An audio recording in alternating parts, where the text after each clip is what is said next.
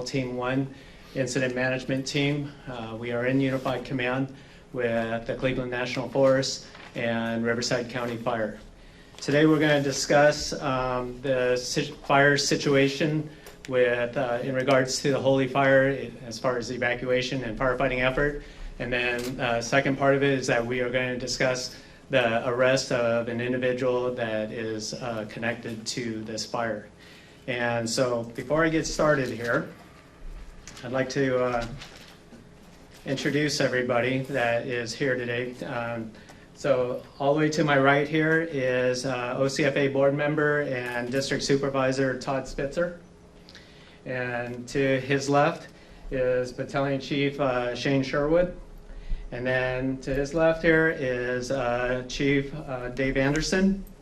And then right behind me here is Riverside County Fire Chief Jeff Pemberton. And then right behind me here I have Fire Chief from the Cleveland National Forest, Brian Rhodes. And the Incident Commander for SoCal Team 1 Incident Management Team, Chief Chris Fogel. And then we have from the Cleveland National Forest, Chief Robert Chavez. And then from the DA's office, Chief of Staff, Susan Schroeder. And then also we have Assistant District Attorney and in charge of the Arson Unit, Chris Duff. And then to his left there is Lieutenant Thompson from the Orange County Sheriff's Department. And then last but definitely not least, Captain Park from the Orange County Sheriff's Department. So with that, I will introduce Chief Chris Fogel to give you a situational update. Good afternoon, everyone. So I am the IC of SoCal Team 1. We are in Unified Command currently with Riverside County Fire Department, CAL FIRE, Orange County Fire Department, Riverside County Sheriff's Department, and Orange County Sheriff's Department. So the current status on the Holy Fire, it is just over 6,200 acres. We are making good progress on the point of origin out of Holy Jim Canyon, going both east and west out of the drainage.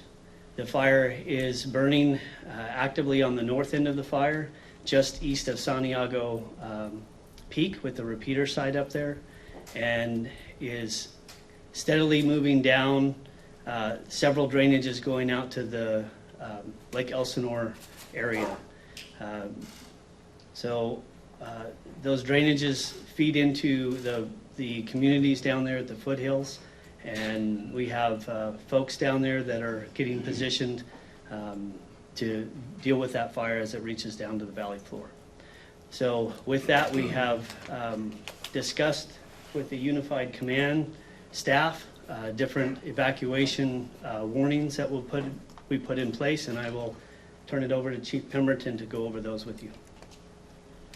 Good afternoon. I represent not only Riverside County Fire Department, but CAL FIRE in the state of California. Currently on the other side of the range in Riverside County, we currently have the communities of Horse Thief, Sycamore Creek, Glen Ivy,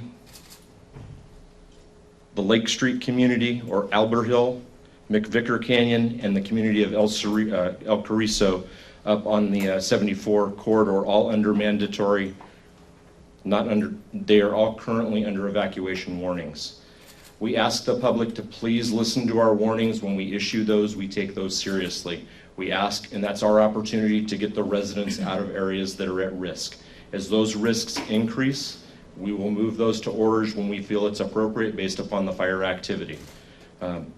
We continue to bring assets throughout the state of California and across the nation to help us suppress this fire and hold it out of our communities. And we continue to work with our partners in a collaborative and cooperative effort. Thank you.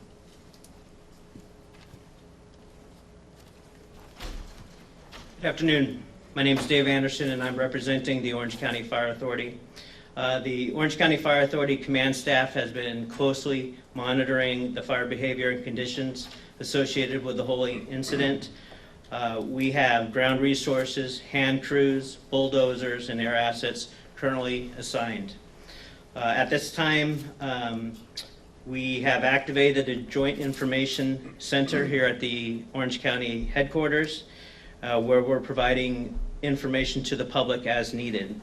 The phone number there is area code 714-573-6200. Speaking of the evacuations, the community of El Carrizo Village has just recently been ordered under mandatory evacuation. The OCFA, in closing, maintains a strong relationship with our federal and state partners. We're grateful for the quick response of all of our partner agencies, along with the arrest that you'll soon be learning about. Thank you.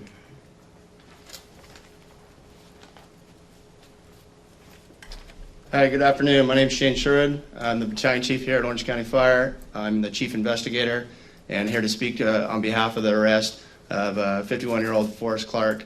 Orange County investigators assisted U.S. Forest Service. They were the lead investigators in this case, along with OCSD, the Orange County Sheriff's Department, and the Orange County District Attorneys.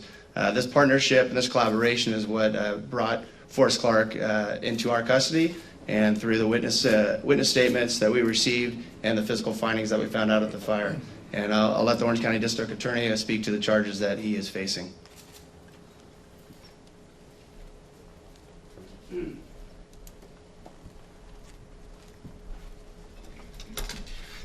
Thank you. I want to thank the firefighting professionals and the Forest Service and the Orange County Sheriff's Department.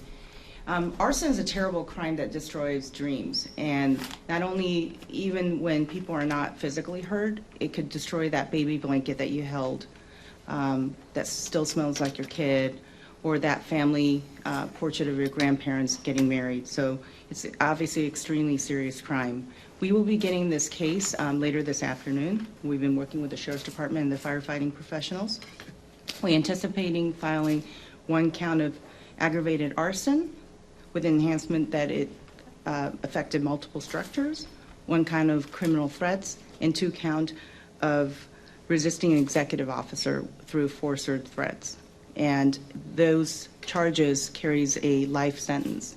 And we anticipate the defendant to be arraigned tomorrow morning, and that will be at Central County Jail. And we expect to bring him to justice for these terrible crimes. Thank you.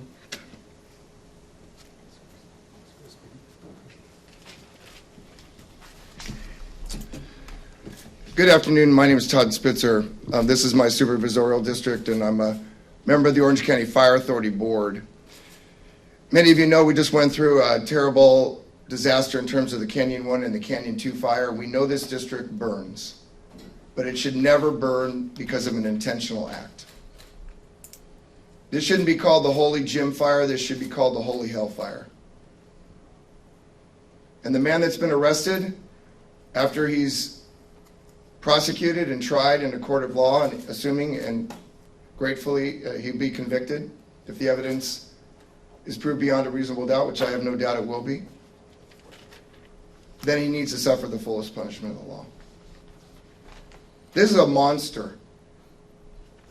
Who would go out with low humidity and high wind and the highest heat temperatures this time of the year and intentionally set the forest on fire? I suppose if your name has forest in it, maybe that's not relevant to you. The irony here is not lost on me that his name is Forrest Gordon Clark, but he's literally destroyed our forest. So on behalf of both the men and women of the Orange County Fire Authority, the Fire Service, I want to thank you. In the District Attorney's Office, I want to thank you on behalf of my constituents, but my constituents are scared. They're fleeing their homes, they're leaving property behind, they're putting everything they can in the back of their cars as quickly as possible. On the other side, my old assembly district, Corona, they're threatened. Of course, Lake Elsinore. This is a terrible, terrible, terrible disaster. This is not the Holy Jim Fire. This is the Holy Hell Fire.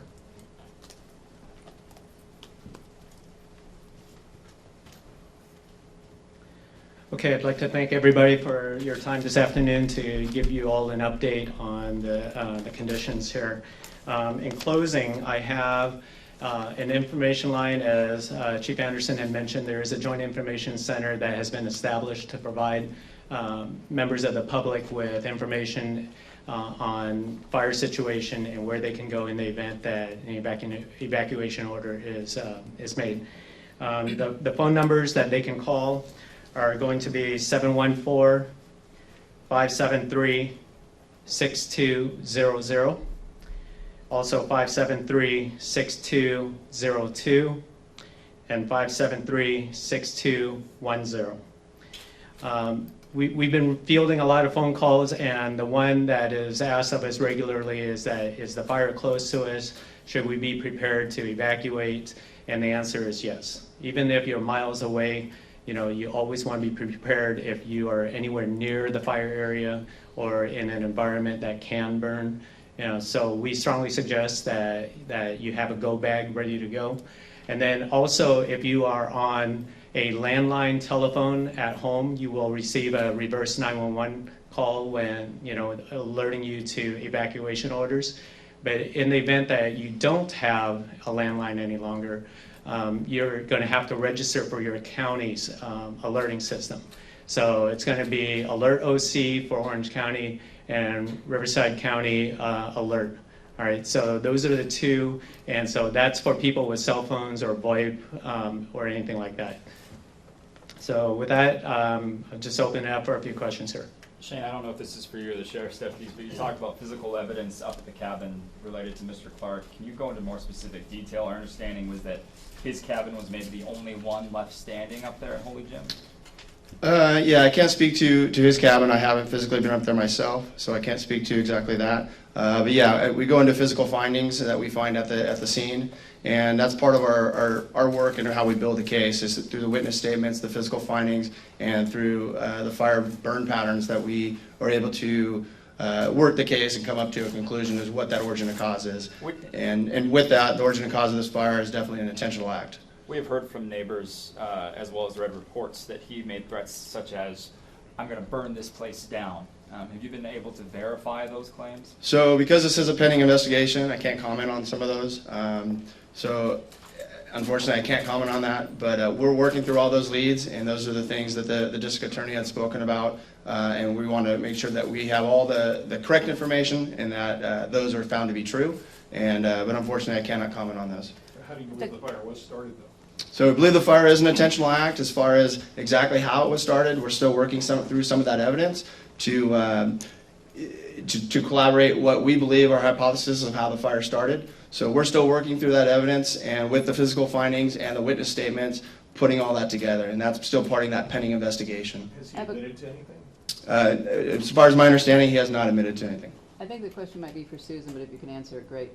If it comes to be that he made these threats and people knew about them, did they have a duty to report that? Yeah, we can't comment on that. Anything else? Bail? $1 million. And if you can't get specific about the evidence, can you tell us generally what was the evidence? Was it emails? Was it phone calls? Statements he made? I'll answer that this way. Our strongest evidence is through our witness statements. Can you expand on that? Because of the pending investigation, I'm not going to comment any further on that. One thing I guess I can tell you is that we don't feel that he's responsible for any other fires that we've had recently here in Orange County. We are continuing to look through that to see if there's anything else connected, but at this time we do not believe that he is responsible for any other fires. Is he a part-time resident or a full-time resident? My understanding, all folks that live in the forest are part-time. He was arrested on Tuesday, but is it our understanding, we saw some video, maybe he was detained on Monday as well? Can you expand on that? I cannot comment on that. I do not know. Would there have been a reason to question and release him that first day? We were not involved in the investigation or any part of it at that point, so I cannot comment on that. Did you see any physical evidence connected to the fire at his cabin? We did.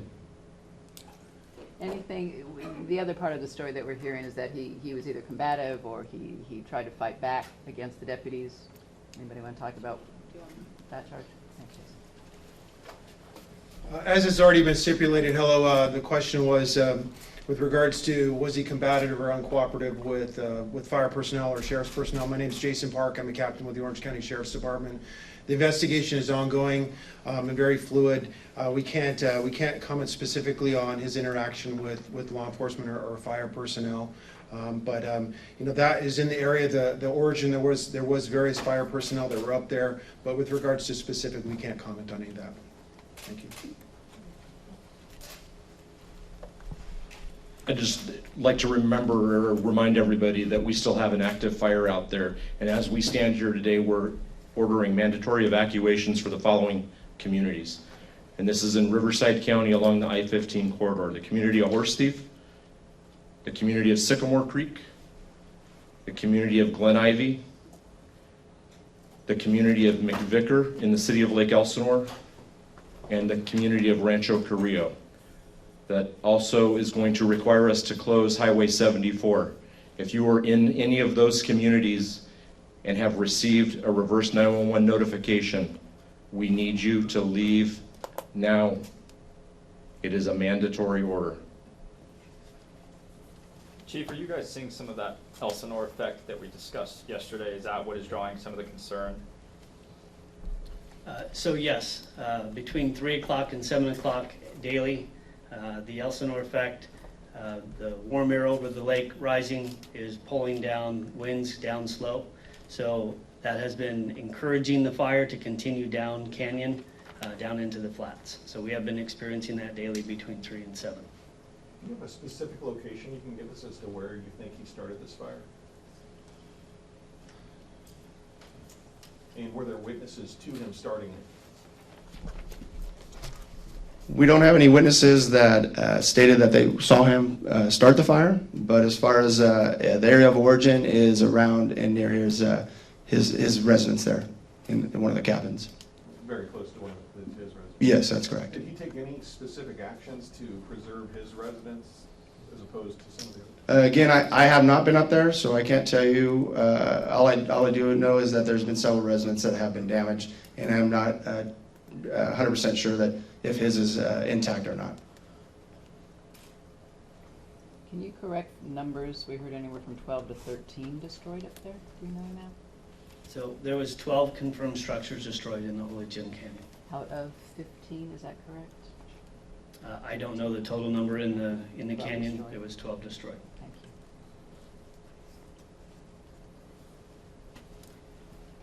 Okay, well, thank you very much for coming to the press conference this afternoon. I'm going to draw this to a close, and have a good day.